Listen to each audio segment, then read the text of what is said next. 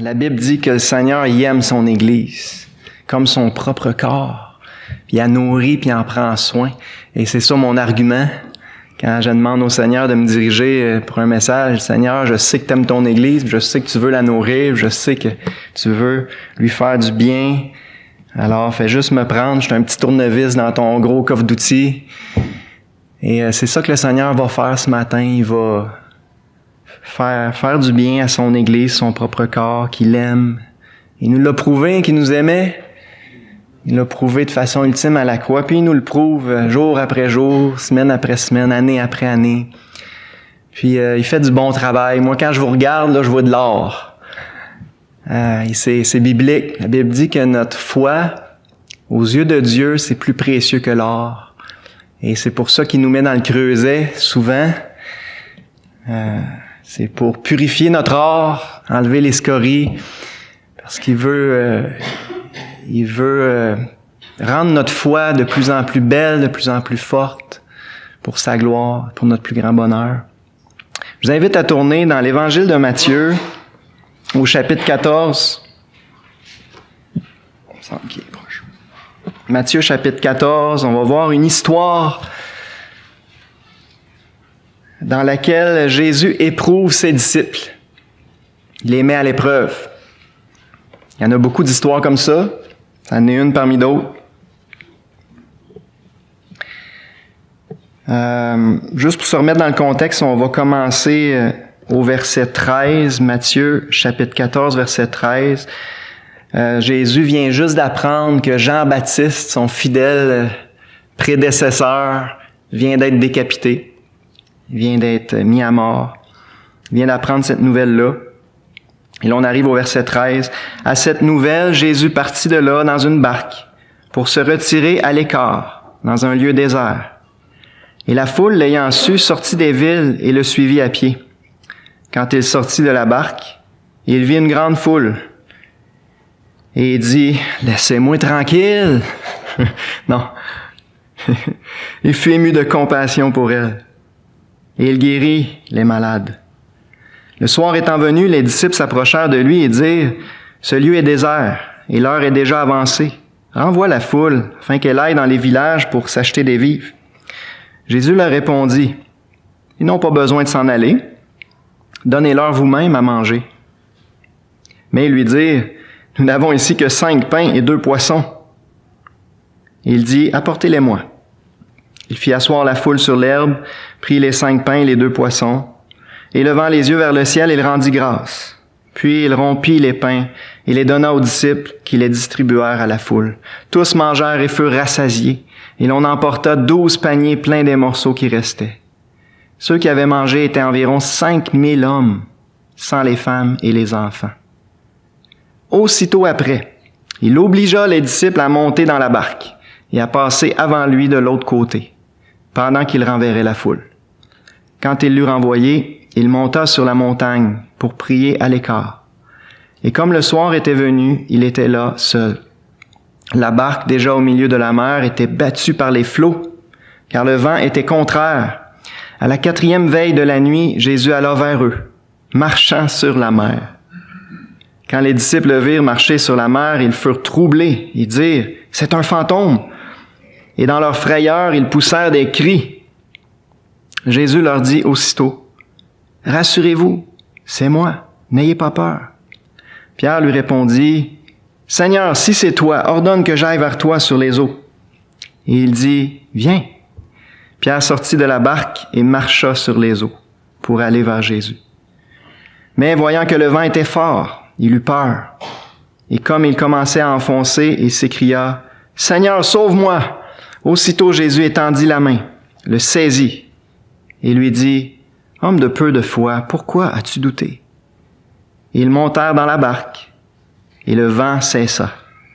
Ceux qui étaient dans la barque vinrent adorer Jésus et dire, « Tu es véritablement le Fils de Dieu. » On va prier. Merci Seigneur pour ta parole qui est la vérité pure, d'un couvert à l'autre, 100% fiable. Merci pour ce récit merveilleux de l'Évangile où on voit ta vie parfaite, ton amour, ta grâce, ta compassion, ta puissance, ta souveraineté, ta divinité. On voit aussi ton œuvre dans les cœurs des disciples. Seigneur, nous faisons partie de tes disciples, nous tous qui nous sommes confiés en toi. Et tu continues d'agir avec nous comme tu as agi avec tes disciples sur cette terre il y a 2000 ans. Seigneur, merci parce que tu as des choses à nous rappeler ce matin, des choses qu'on sait déjà. Mais il est bon pour nous que tu nous les rappelles. Bénis ton peuple ce matin, bénis ton Église que tu aimes. Parle à nos cœurs, c'est ta voix qu'on veut entendre. C'est ta voix qu'on veut entendre, Seigneur. Parle à nos cœurs et console, encourage, fortifie. Affermis notre foi en toi encore ce matin, par ta parole, par ton esprit. On remet cette étude biblique entre tes mains. Amen. Donc, Jésus éprouve ses disciples dans notre passage. Vraiment, il met leur foi à l'épreuve. Donc, juste pour se remettre dans le contexte, Jésus et ses disciples avaient eu une très grosse journée. Déjà, en début de journée, ou en tout cas en milieu de journée, Jésus ressent le besoin de se retirer à l'écart. On relit le verset 13. Jésus partit de là dans une barque pour se retirer à l'écart, dans un lieu désert. Il avait besoin de se reposer. Il avait besoin de réfléchir, de prier. Ses disciples aussi étaient fatigués. Quand on lit le passage parallèle, le même récit dans l'évangile de Marc, chapitre 6, verset 31, ça dit... Jésus dit à ses disciples, « Venez à l'écart dans un lieu désert et reposez-vous un peu, car il y avait beaucoup d'allants et de venants, et ils n'avaient même pas le temps de manger. » Fait que c'était ça le contexte. Il était fatigué, il avait besoin d'un break. Puis là, il arrive de l'autre bord de la mer. Qu'est-ce qu'il y a qui les attend? Une grande foule, au-dessus de 5000 hommes. Fait que là, au lieu de se reposer, il passe le reste de la journée à s'occuper de la foule. Moi, ça m'impressionne tout le temps.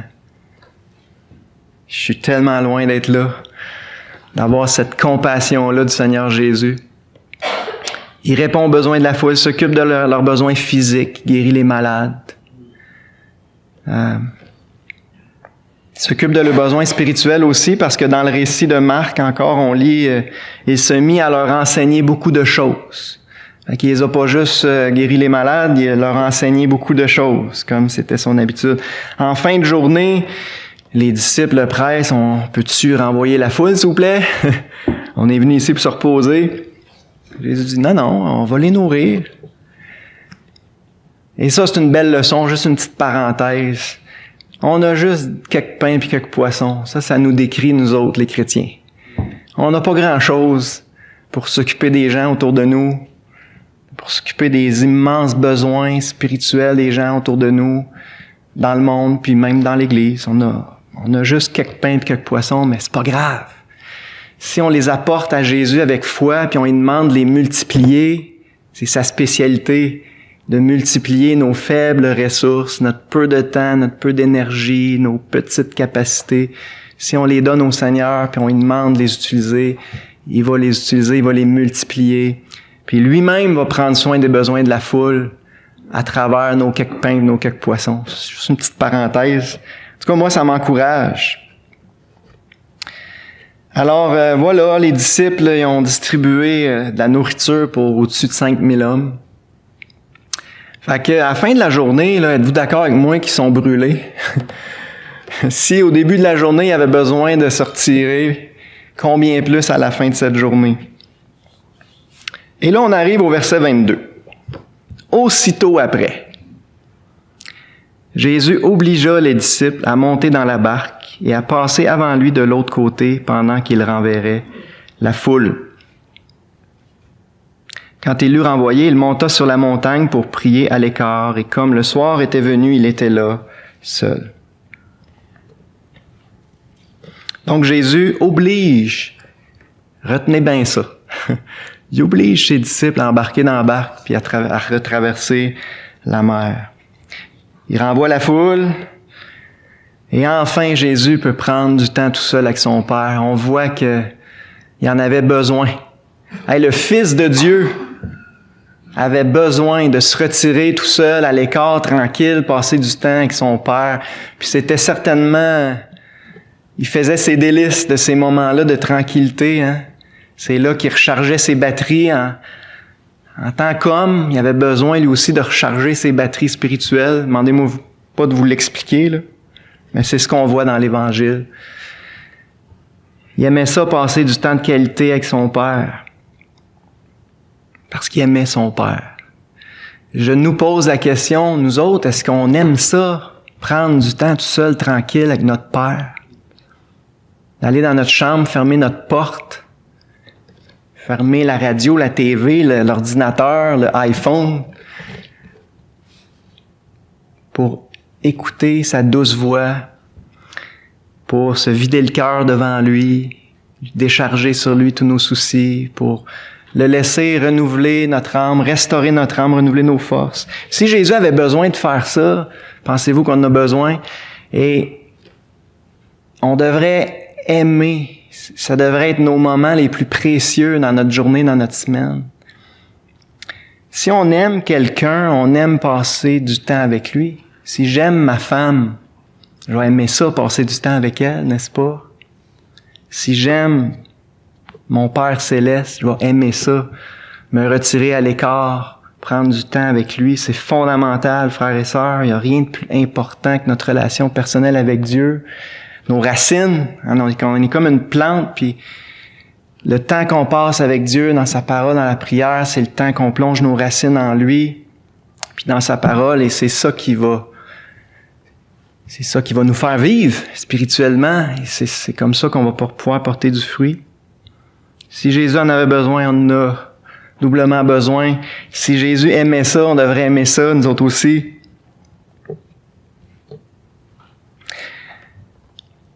Jésus va passer une grosse partie de la nuit à prier, même s'il est fatigué.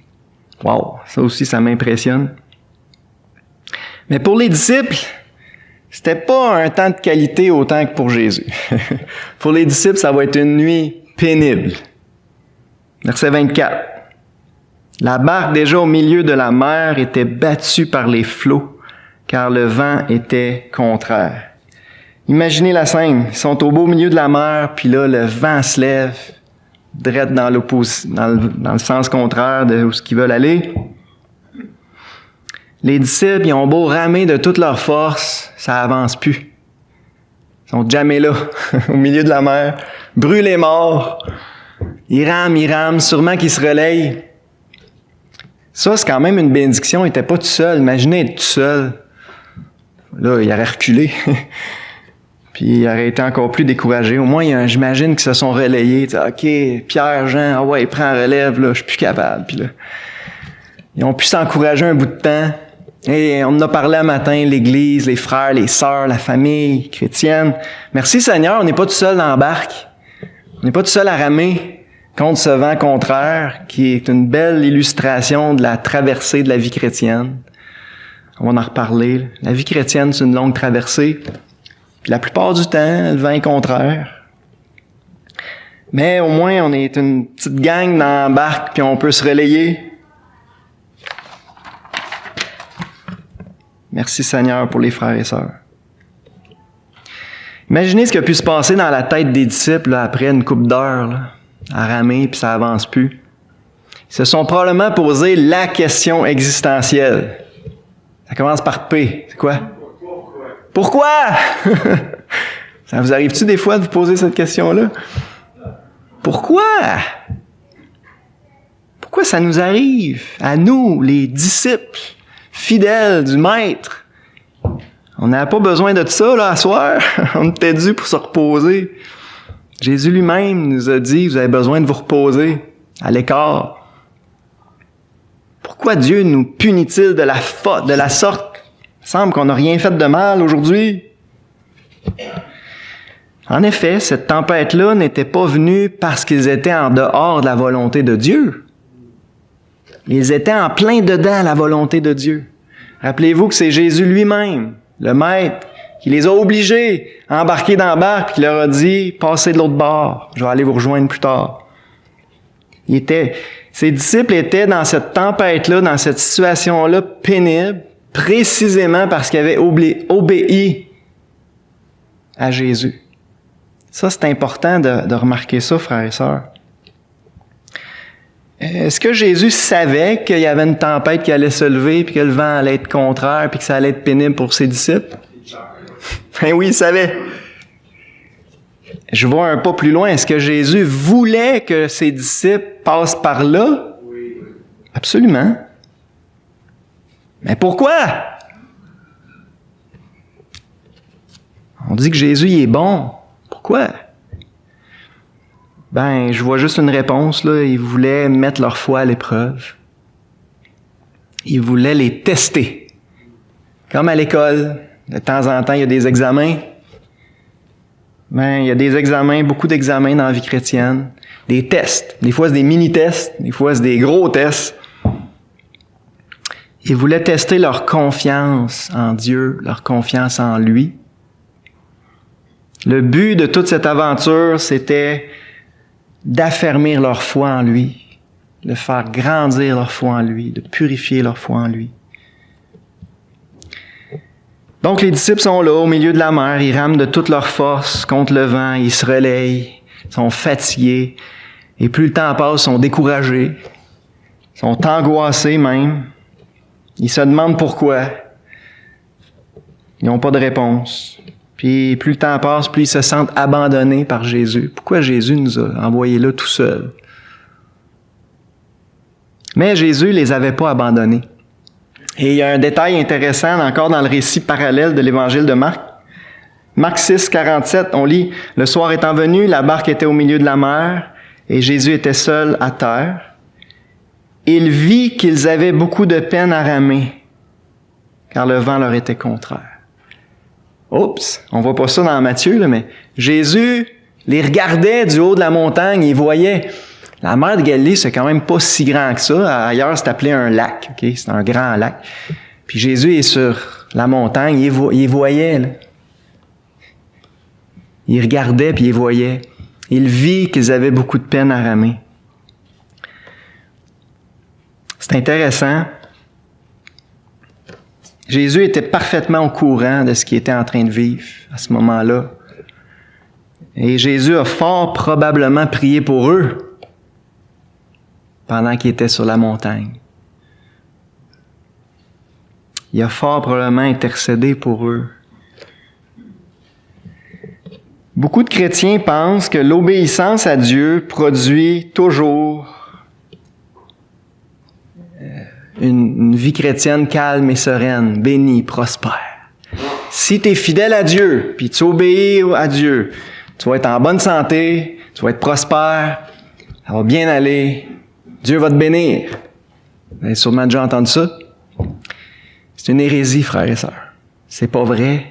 Ça fait partie de ce qu'on appelle l'évangile de la prospérité. C'est une autre bonne nouvelle. C'est pas la bonne nouvelle réelle, biblique. C'est pas vrai que si on obéit à Dieu puis qu'on est fidèle, qu'on va avoir une navigation calme et sereine, prospère, sans encombre. On a la preuve dans ce passage-là. Les disciples avaient obéi au Seigneur, ils étaient parfaitement dans sa volonté, puis pourtant, ça allait pas bien. Les tempêtes ne sont pas nécessairement le résultat de la désobéissance ou de l'infidélité. C'est pas biblique de penser ça. Jésus nous a fait une belle promesse dans Jean 16, 33. Quelqu'un s'en rappelle? Jean 16, 33. Vous aurez des tribulations dans le monde, des afflictions, des détresses, de la misère. C'est une promesse. Vous allez en avoir. Jésus nous a prévenus. Puis ailleurs, ça dit aussi, tous ceux qui veulent vivre pieusement en Jésus-Christ seront persécutés. Jésus a dit, si le monde vous hait, sachez qu'il m'a haï avant vous.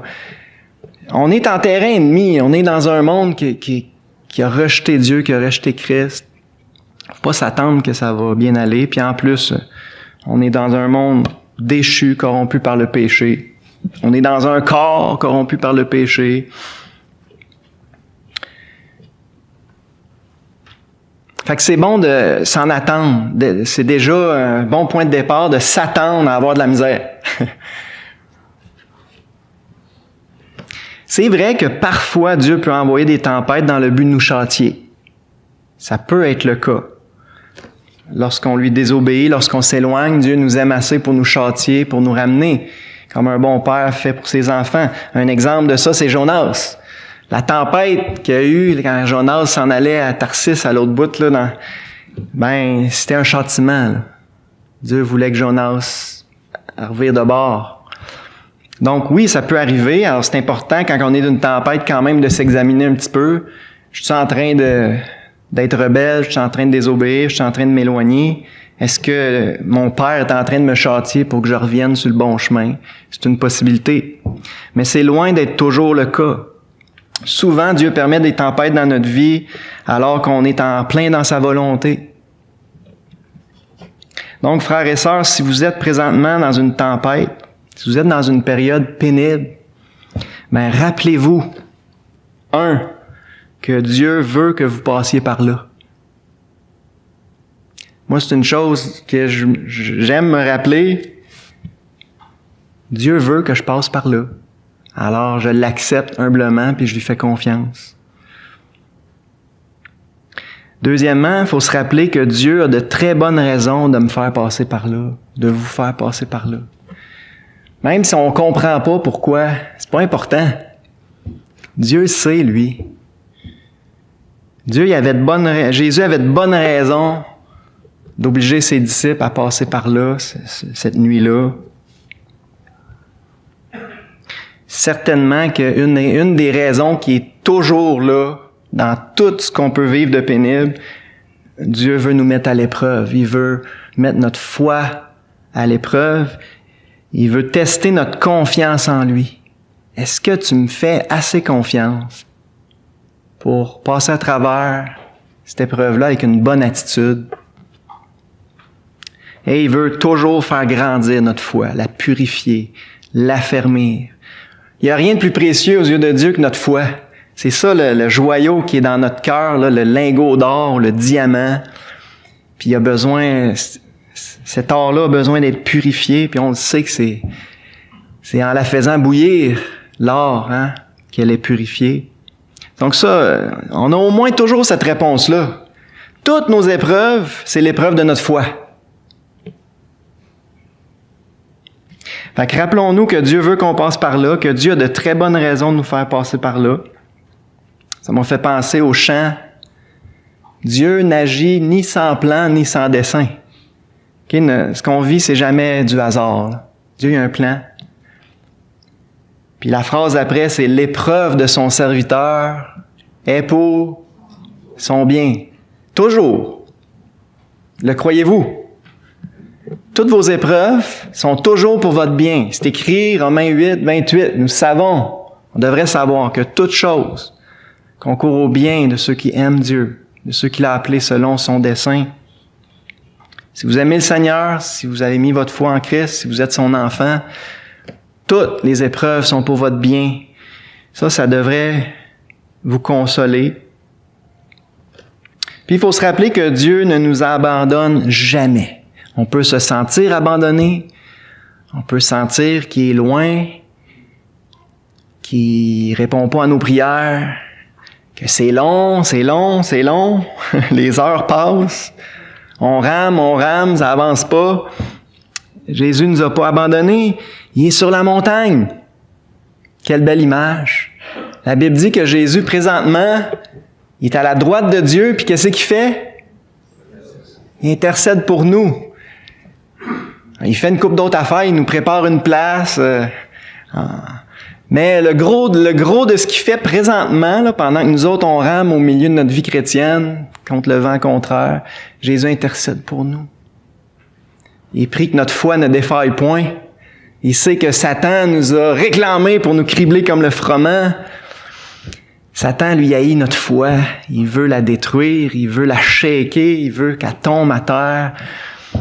Dieu, c'est exactement le contraire. Il veut que notre foi s'enracine plus profond, comme un arbre, comme une plante, que notre foi grandisse et porte plus de fruits. Dieu nous émonde, coupe des branches, ça fait mal. Pourquoi? Pour qu'on puisse porter plus de fruits. Tout tourne autour de notre foi. Satan veut détruire votre foi.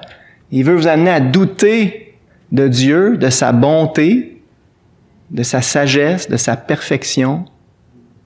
Comme Bass en a parlé, il veut qu'on attribue du mal à Dieu. Dieu n'est pas correct, il est injuste. Ça, c'est Satan, ça. Rejetez ces pensées-là. Il est écrit, Dieu est pour moi.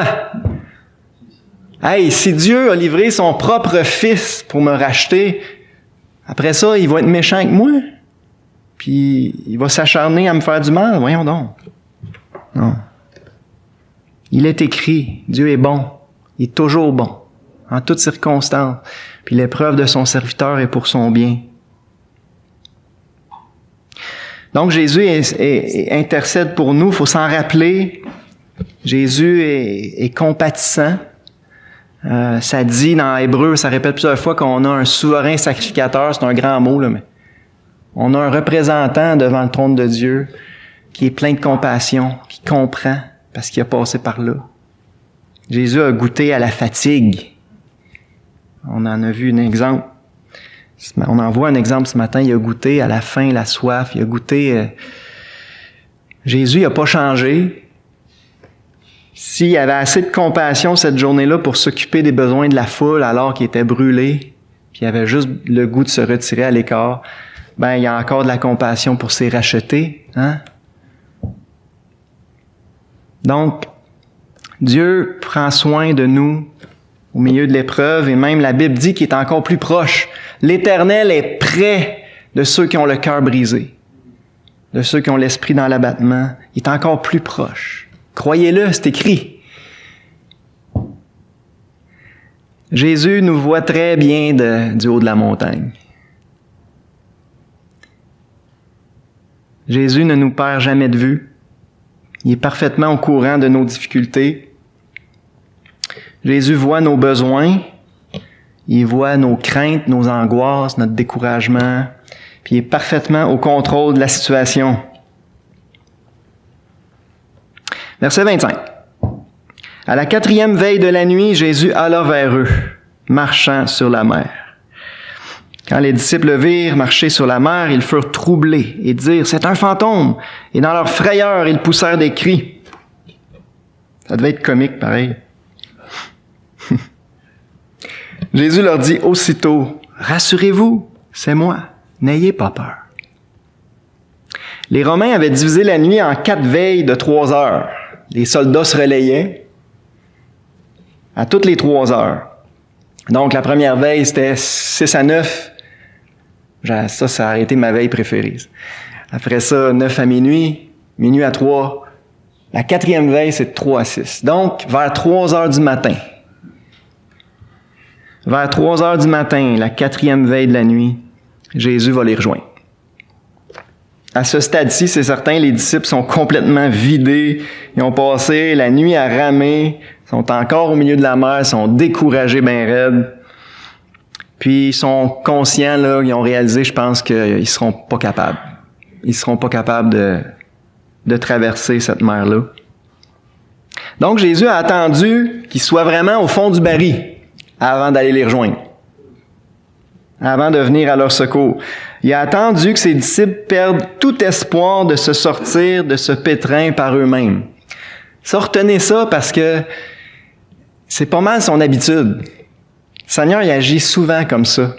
Il attend qu'on arrive à un point qu'on perde tout espoir de se sortir de notre pétrin par nous-mêmes. Parce que là, c'est le meilleur moment pour se glorifier. Parce que si on réussit à sortir de notre pétrin par nous-mêmes, on n'a pas tant besoin de lui que ça, mais il veut nous rappeler qu'on a désespérément besoin de lui. Il veut se glorifier à travers notre faiblesse. Donc Jésus va les rejoindre, pas n'importe comment, en marchant sur la mer. Wow! Cette mer-là agitée qui décourageait tant les disciples, cette mer-là a servi de route à Jésus pour aller les rejoindre. Il n'y a rien de difficile pour le Seigneur. il est tout-puissant. Puis ça, les disciples avaient besoin de le réaliser encore plus profondément. Notre Maître, il est tout-puissant, mais il n'y a rien de difficile pour lui. Puis savez-vous quoi? On va en reparler dans quelques minutes. Mais il avait déjà vécu une expérience où Jésus dormait dans la barque. Ça, c'est au chapitre 8. Puis là, il l'avait réveillé, puis là, Jésus s'était levé debout, puis il avait dit « Silence, tais-toi! » Puis la mer s'était calmée. Il avait déjà vécu ça. Mais il avait encore besoin de passer une couple d'examens avant de graduer.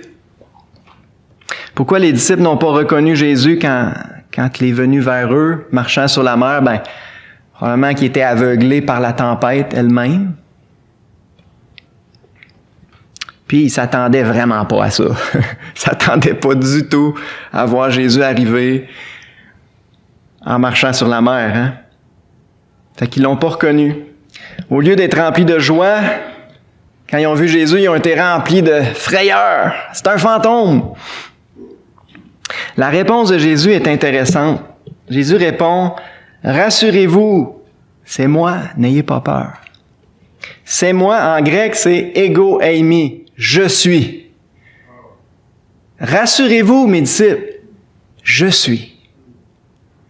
Il y a vraiment un sous-entendu derrière ça. Et vous le savez, ça revient souvent dans les évangiles, surtout l'évangile de Jean, qui met en évidence la divinité de Jésus. Je suis. Jésus revient tout le temps avec ça. Je suis. Je suis. Vous le savez, hein, que Yahweh, dans l'Ancien Testament, le nom de Dieu traduit par l'Éternel dans nos traductions. Yahweh, fondamentalement, ça veut dire « je suis ». Jésus dit « rassurez-vous, je suis Dieu ». Cette mer-là qui vous fait tant peur, là, c'est moi qui l'ai créé. Ce vent-là qui est contraire, c'est moi qui le contrôle. Vous vous rappelez pas l'autre jour? Quand j'ai dit « silence, tais-toi », ça s'est calmé tout de suite. Jésus leur rappelle qui il est. Je suis. N'ayez pas peur. C'est moi qui ai créé cette mer, c'est moi qui la contrôle. J'ai juste à dire « silence, tais-toi », puis tout va se calmer. Le croyez-vous? Mais pourquoi tu le fais pas? Ah ben ça, c'est ça qu'on voit ce matin, pourquoi qu'il le fait pas tout de suite. Au sein de nos tempêtes, frères et sœurs, plus le temps passe, plus nous risquons de penser que Jésus nous a oubliés, qu'il nous a abandonnés, puis qu'il viendra jamais à notre secours. Faut pas tomber dans ce piège-là. Ça, c'est Satan qui va nous murmurer ça à l'oreille. Et on n'est pas les premiers à avoir passé par là. Hein? Je sais pas si c'est David, mais en tout cas, le psalmiste dans Psaume 13, verset 2, il écrit « Jusqu'à quand, Éternel, m'oublieras-tu sans cesse? Jusqu'à quand me cacheras-tu ta face? Jusqu'à quand aurai-je des soucis dans mon âme et chaque jour des chagrins dans mon cœur? Jusqu'à quand mon ennemi s'élèvera-t-il contre moi? » 4 fois, le psalmiste écrit « Jusqu'à quand? Tu m'as abandonné? Tu réponds, tu m'écoutes pas? » Fait que, voyez-vous, on n'est pas les premiers à avoir passé par là. Hein? Dieu, pourquoi il fait ça? Mais il nous met à l'épreuve. Et c'est souvent dans le temps que notre foi est éprouvée. C'est facile là, d'avoir une foi ferme et inébranlable quand l'épreuve dure 24 heures. Mais quand ça dure 1 an, 2 ans, ouf, là.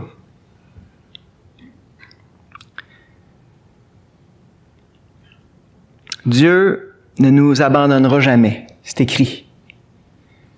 Je ne t'abandonnerai point, je ne te délaisserai point. Dieu ne nous oubliera jamais. Ça dit, je pense dans Isaïe, hey, je t'ai marqué sur mes mains. Pensez au clou dans les mains du Seigneur.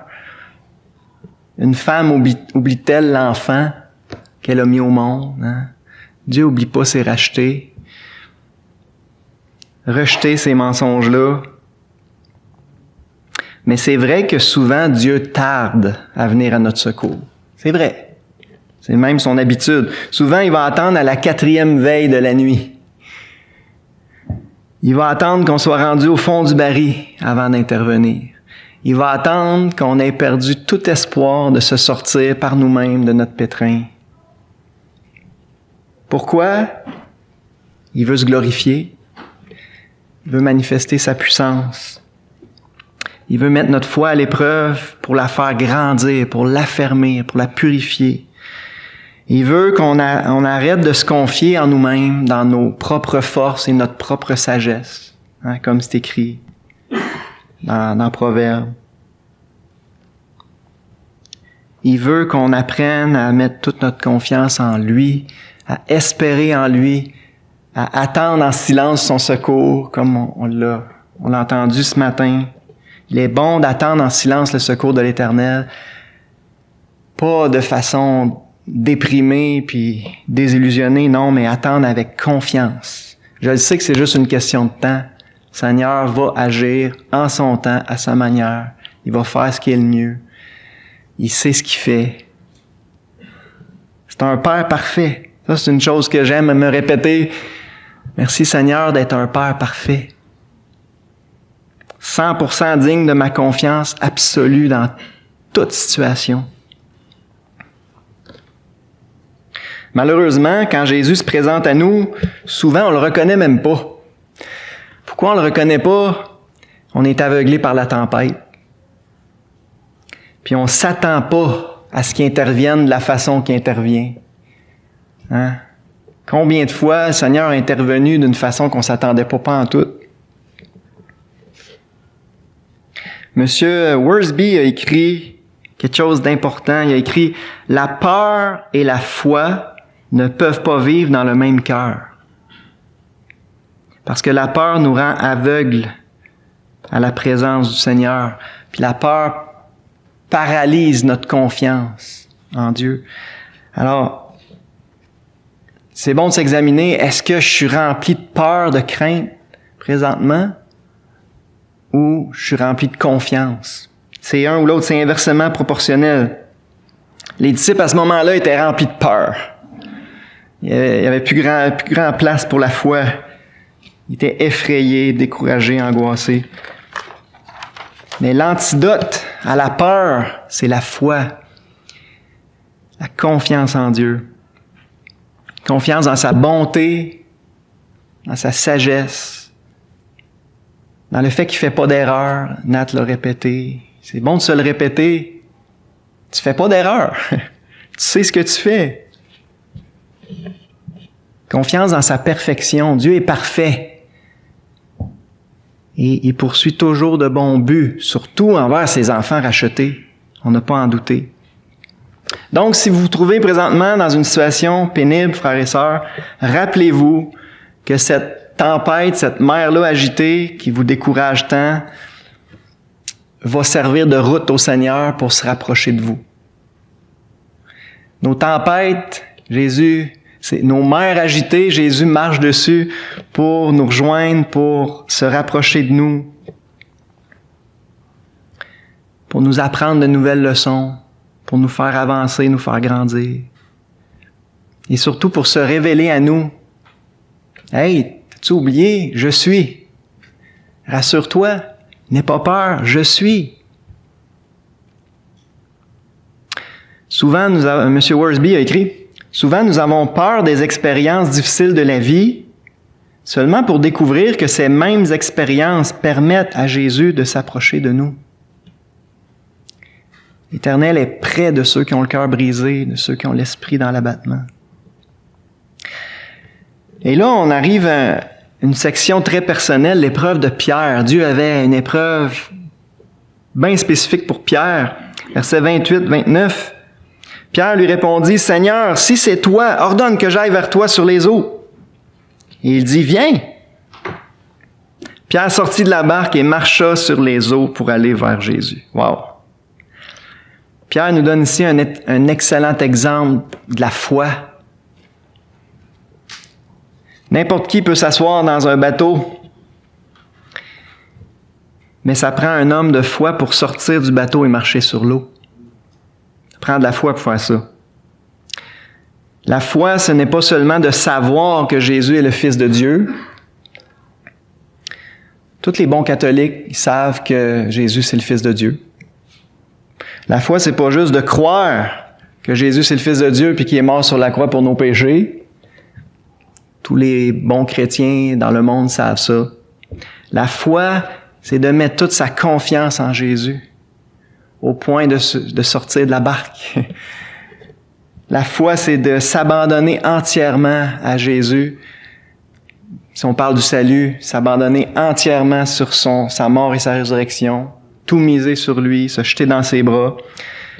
Et pour le reste de la vie chrétienne, la foi, c'est la même chose. C'est de se jeter dans les bras chaque jour et de dire, regarde, peu importe ce qui arrive, je te fais confiance. Tu as pris ma vie en charge.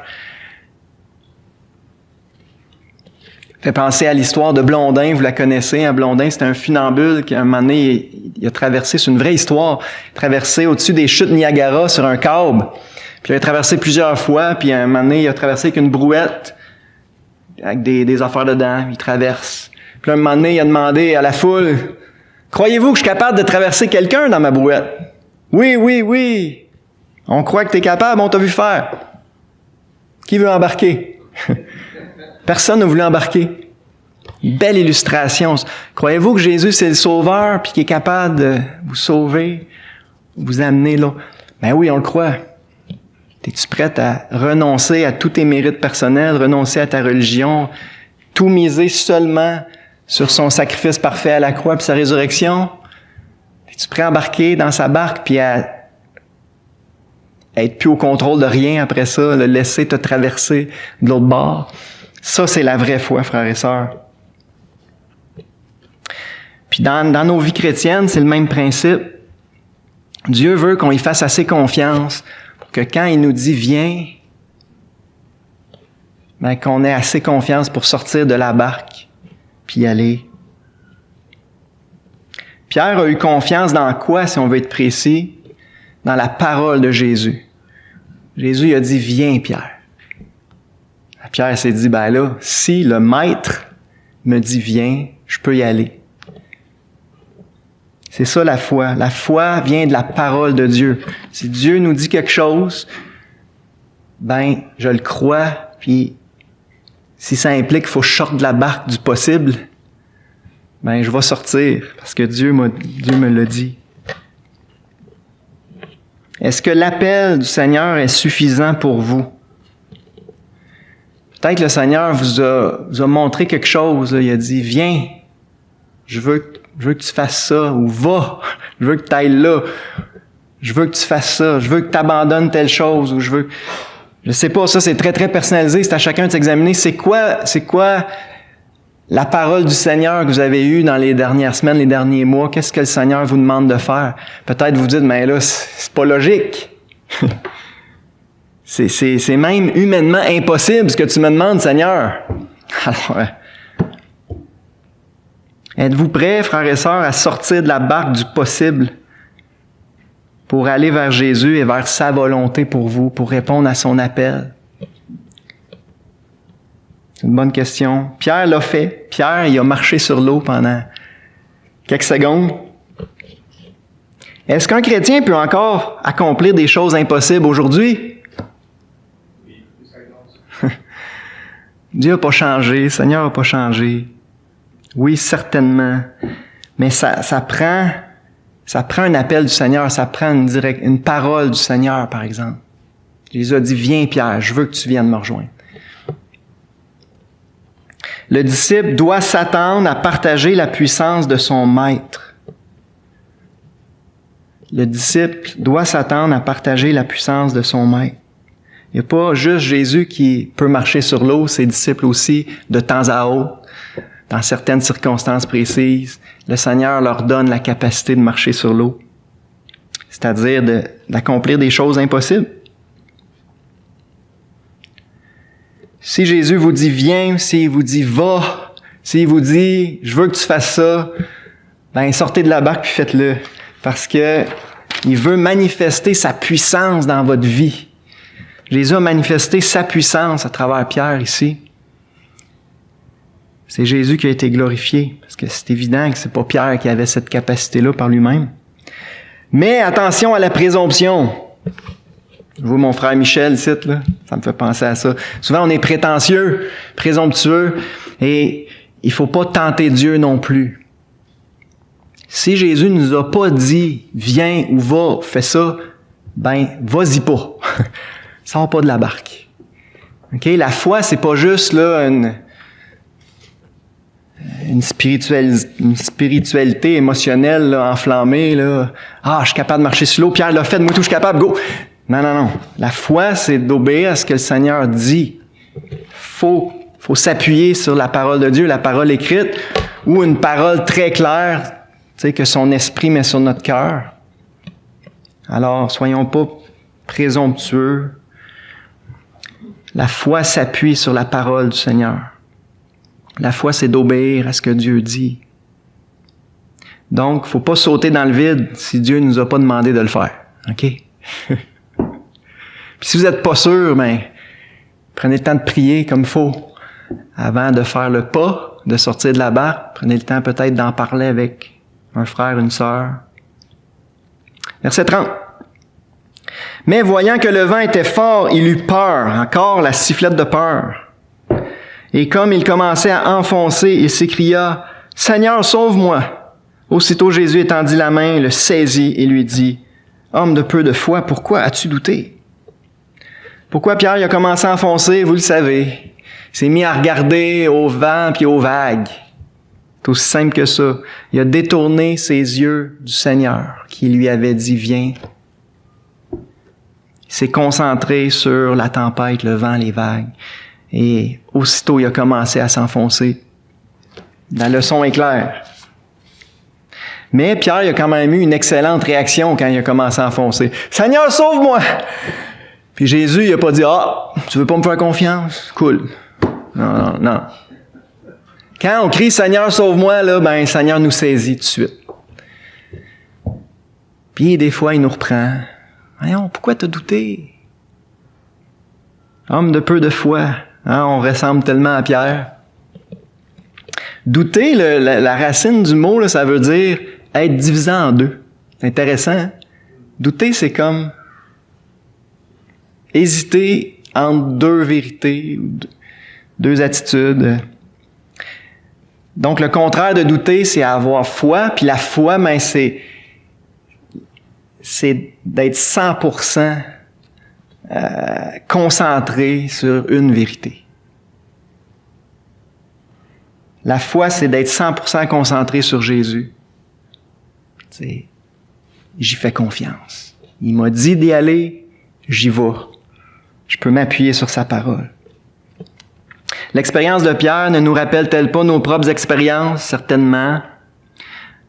Lorsqu'on cesse de regarder au Seigneur, lorsqu'on détourne nos yeux du Seigneur, puis qu'on se met à se concentrer sur les difficultés, les souffrances, les épreuves, ou les autres, les chrétiens autour qui agissent pas comme qu'ils devraient. Lorsqu'on se concentre sur n'importe quoi d'autre, finalement, on commence à enfoncer. Si vous sentez que vous êtes en train d'enfoncer, ben, la leçon est claire. Arrêtez de regarder au vent puis aux vagues et arrêtez de regarder aux autres disciples autour. Concentrez-vous sur votre maître qui s'appelle « Je suis », qui a créé la mer et le vent, qui est en parfait contrôle de tout ça. Concentrez-vous sur lui. Puis, si vous êtes en train de couler, ben, faites comme Pierre. « Seigneur, viens à mon secours! Sauve-moi, sors-moi de là. » Vous connaissez bien Hébreux 12:2. « Courons avec persévérance. » On pourrait dire « ramons avec persévérance. » À travers la mer qu'on est appelé à traverser, ayant les regards où? Sur Jésus. Ayant les regards sur Jésus qui suscite la foi et l'amène à la perfection. C'est quoi la priorité de Jésus pendant qu'on est en train de ramer? Perfectionner notre foi.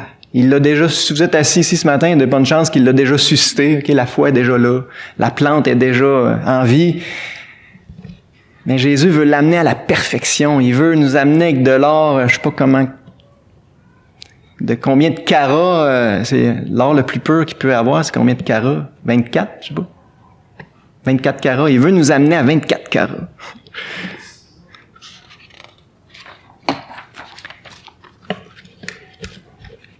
Puis,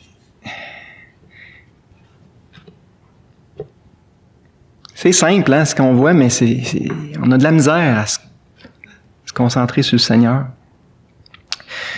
Donc, Jésus veut mener notre foi à la perfection. Jésus veut finir ce qu'il a commencé. Philippiens 1,6. Hein? Je suis persuadé que celui qui a commencé en vous cette bonne œuvre la rendra parfaite pour le jour de Christ. C'est ce qu'il veut faire.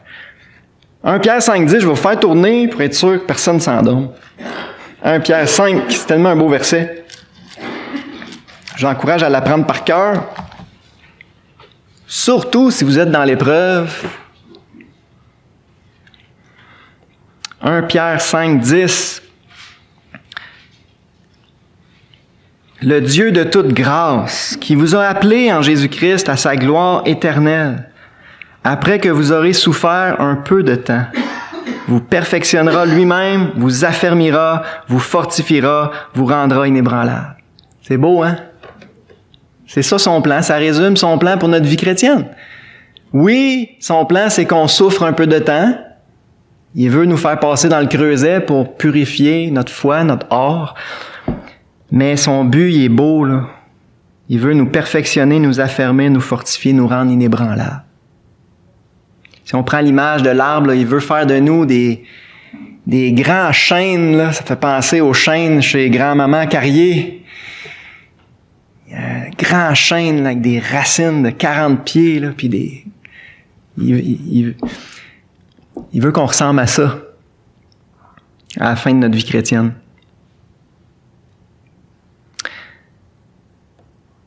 Comment Dieu s'y prend pour perfectionner notre foi? On le dit depuis tantôt, par des épreuves. Tournez dans 1 Pierre 1, quelques pages avant. 1 Pierre 1, versets 6 et 7. C'est là ce qui fait votre joie, notre espérance. Il vient de parler de notre espérance extraordinaire que personne ne peut nous enlever. C'est là ce qui fait votre joie, quoique maintenant, puisqu'il le faut, vous soyez attristés pour un peu de temps par diverses épreuves. Même vérité. Afin que l'épreuve de votre foi, plus précieuse que l'or périssable, qui cependant est éprouvé par le feu, ait pour résultat la louange, la gloire et l'honneur lorsque Jésus-Christ apparaîtra. La même vérité. Il faut qu'on passe par là, frères et sœurs. Puisqu'il le faut, vous soyez attristés, mais c'est pour un peu de temps. Même si c'est pour toute notre vie, même si vous vivez 100 ans, ça reste un peu de temps. À comparer au bonheur éternel qui nous attend, au repos éternel. C'est juste un peu de temps. Encore un peu de temps. Celui qui doit venir viendra. Il ne tardera pas. Mais vous avez besoin de persévérance. Afin qu'après avoir accompli la volonté de Dieu, après avoir ramé puis traversé cette mer-là, la mer de cette vie, vous obteniez ce qui vous est promis au port, dans la cité céleste. Donc, notre foi, c'est la priorité de Dieu. C'est comme de l'or qu'il veut purifier. Et Jacques est d'accord avec ça. Jacques 1. Je vous invite à tourner quelques pages avant encore. Jacques 1. Jacques, il va encore une coche plus loin. Pierre, lui, il dit que ce qui fait notre joie, c'est notre espérance, qu'au milieu de la tempête, on peut lever les yeux puis se rappeler ce qui nous attend de l'autre bord. Mais Jacques, lui, il nous dit dans Jacques 1, verset 2, « Mes frères, regardez comme un sujet de joie complète les diverses épreuves auxquelles vous pouvez être exposés, sachant que l'épreuve de quoi? Encore la même vérité, l'épreuve de votre foi produit la patience ou la persévérance. Et il faut que la patience et la persévérance accomplissent parfaitement son œuvre, afin que vous soyez parfaits ou complets, matures, accomplis, sans faillir en rien. C'est ça le plan de Dieu pour notre vie chrétienne, frères et sœurs. Dieu veut nous apprendre la patience, la persévérance. Il veut fortifier notre foi. Il veut qu'on devienne mature spirituellement comme un grand chêne de 75 ans. Solide, inébranlable, comme Pierre le dit. C'est ça qu'il veut faire de nous. Il veut faire de nous des soldats solides, équipés pour toute bonne œuvre, équipés après ça pour en aider d'autres. C'est qui les mieux placés pour aider les autres chrétiens c'est ceux qui l'ont arraché, puis qui ont souffert, puis qui ont passé par des épreuves pénibles.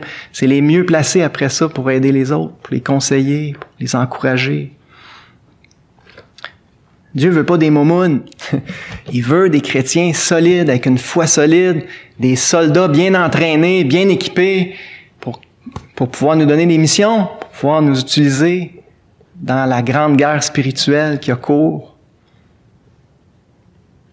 Nous autres aussi, ce qu'on veut, c'est ça ce qu'on veut, hein? On veut pas être des chrétiens assis sur le sofa qui attendent son retour tranquillement. On veut être trouvés à l'œuvre, fidèles, combattant le bon combat, hein? Portant la parole de vie, encourageant les frères et sœurs. On veut être utile. On veut être un vase d'honneur, sanctifié, utile à toute bonne œuvre. Alors, si c'est ça notre désir, ben, acceptons avec joie les épreuves, comme Jacques nous dit. On se réjouit pas des épreuves en tant que telles, on se réjouit de ce que Dieu fait avec, de ce que Dieu produit en nous, puis à travers nous, à travers les épreuves. Dieu fait du fichu de bon travail, faisons-lui confiance. Ce qui fait que vous êtes beau aujourd'hui, quand Dieu vous regarde, là, c'est le travail qu'il a fait au fil des années, à travers toutes les épreuves. Je suis sûr que j'ai dépassé mon temps encore un matin. Je suis désolé. Merci pour votre patience. On lit la fin de l'histoire. Matthieu 14.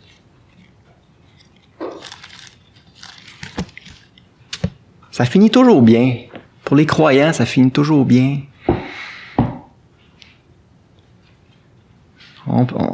Celui qui croit en lui ne sera pas confus. Celui qui se confie en lui ne sera pas dans la confusion, ne sera pas déçu au bout de l'histoire. Ça va bien finir. Verset 32. Ils montèrent dans la barque. Donc Jésus puis Pierre, là, qui est tout mouillé, parce qu'il a qu'à aller. Ils montent dans la barque. Puis aussitôt que Jésus monte dans la barque, qu'est-ce qui arrive? Le vent cessa. Frères et sœurs, c'est une question de temps. Tôt ou tard, Jésus, en son temps, Jésus va intervenir. Puis le vent va cesser. Quand la leçon va être apprise, quand l'examen va être fini, quand le niveau quand les scories vont être montés, quand il va avoir atteint son but avec l'épreuve, là, ben Jésus va revenir dans la barque, puis le vent va cesser. Puis il y a une application prophétique à ça aussi. Ultimement, Jésus va revenir, puis il va mettre fin à toutes nos souffrances, toutes nos épreuves, toutes nos angoisses. À la 4e veille de la nuit, moi je m'attends que c'est quand on va être complètement au fond du baril, découragé, épuisé, souffrant, le Seigneur va revenir. Puis le vent va cesser, on va aller le rejoindre sur les nuées. Et là, on va avoir l'éternité pour se reposer, puis se rappeler les souvenirs de quand on ramait dans la barque. Sûr qu'on va se rappeler, parce que sûrement qu'il va nous en enlever une coupe, là. Pas sûr. À un moment donné, le vent va cesser. Puis ultimement, lorsque le Seigneur va revenir, le vent va cesser totalement. Et il va nous faire entrer dans le port d'autre bord, la cité céleste. Et notre bonheur va être parfait. C'est là ce qui fait notre joie, selon Pierre. Verset 33, on termine avec ça. Ceux qui étaient dans la barque vinrent adorer Jésus et dire « Tu es véritablement le Fils de Dieu ». C'est intéressant. Après la première histoire de la mer, quand Jésus a dit « Silence, tais-toi » puis que la mer s'est calmée, on lit que les disciples ils ont dit « Qui est celui-ci à qui obéissent même le vent et la mer ?» C'était ça leur réaction. Ça les avait bouleversés, mais tout ce qu'ils avaient fait, c'est « Qui est celui-ci à qui obéissent même le vent et la mer? » Puis ici, on voit qu'ils sont rendus plus loin. Là. Ils se prosternent devant Jésus, puis ils l'adorent, puis ils disent « Tu es véritablement le Fils de Dieu. » Est-ce que leur foi a fait du progrès? Est-ce que leur conception de qui est Jésus a fait du progrès? C'est la première fois dans l'Évangile de Matthieu, c'est la première fois qu'on voit les disciples adorer Jésus, puis confesser qu'il est le Fils de Dieu. Donc, l'objectif est atteint. Jésus s'est révélé davantage à ses disciples. Jésus s'est glorifié, il a montré sa puissance, sa souveraineté. La foi des disciples est devenue plus grande, plus forte. Et ça l'a terminé avec à la gloire du Seigneur. Ils ont adoré Jésus. Et si on coopère avec le Seigneur puis on garde une bonne attitude dans l'épreuve, ça va finir comme ça aussi. On va apprendre à mieux le connaître puis on va devenir de meilleurs adorateurs. N'était-ce pas le but de toute cette aventure?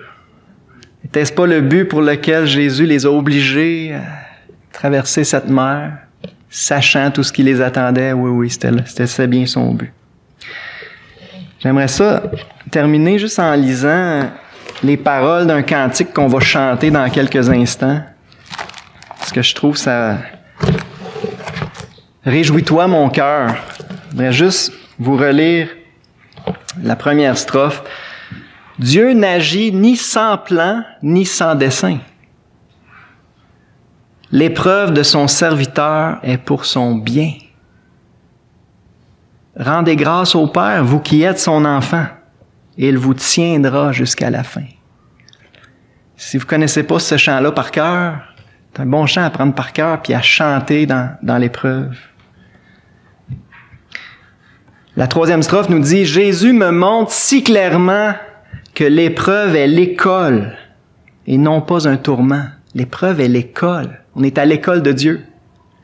Puis on a des leçons à apprendre. Puis il va nous tester. Il sait ce qu'il faut. Je me confie en lui. Il veut que je porte du fruit. Il sait ce qu'il faut. Je peux lui faire confiance. Son but, c'est que je porte plus de fruits. Puis le refrain, « Réjouis-toi, mon cœur, en Christ ton Seigneur. » Même si tout va mal, on peut toujours se réjouir dans le Seigneur. Réjouissez-vous toujours dans le Seigneur. Je le répète, réjouissez-vous.